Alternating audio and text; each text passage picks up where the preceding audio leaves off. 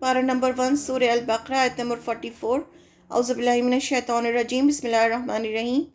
وَتَأْمُرُونَ اور تم حکم دیتے ہو، النَّاسَ لوگوں کو، بالبر نیکی کا، وَتَنْسَوْنَ اور تم بھول جاتے ہو، انفسکم اپنے نفسوں کو، یعنی دوسروں کو تم، یہود کے علماء سے کہا جا رہا ہے کہ تم دوسروں کو حکم دیتے ہو نیکی کا، اچھے اچھے کام کرنے کا، اور خود ہی بھول جاتے ہو انفسکم اپنے نفسوں کو، وَأَنْتُمْ حالانکہ تم تتلون تم تو تلاوت کرتے ہو، الکتاب کتاب کی، یعنی تم تو کتاب کی تلاوت کرتے ہو، تم دوسروں کو نیکی کا حکم دیتے ہو اور اپنے لیے نیکی بھول جاتے ہو۔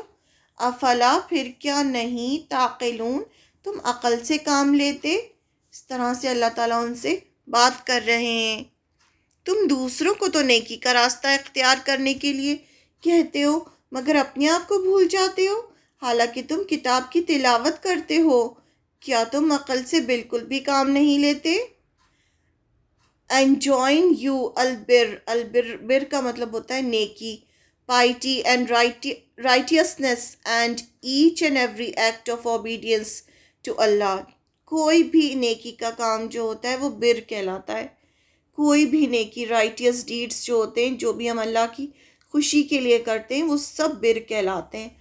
on the people and you forget to practice it yourselves while you recite the scripture، جبکہ تم تو پڑھتے ہو، تلاوت کرتے ہو اللہ کے کلام کی۔ تورات تھی ان کے پاس، یہ تورات پڑھتے تھے۔ have you then no sense، کیا تم عقل سے کام نہیں لیتے؟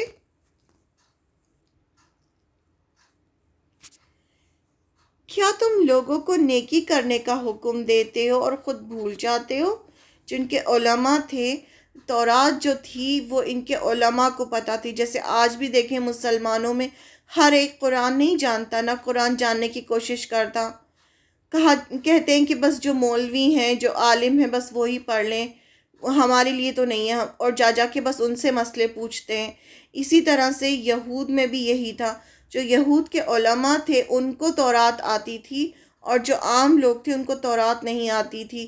تو جو عام لوگ تھے وہ جا کے اپنے علماء سے پوچھتے تھے، تو وہ مسئلے ان کو بتاتے تھے۔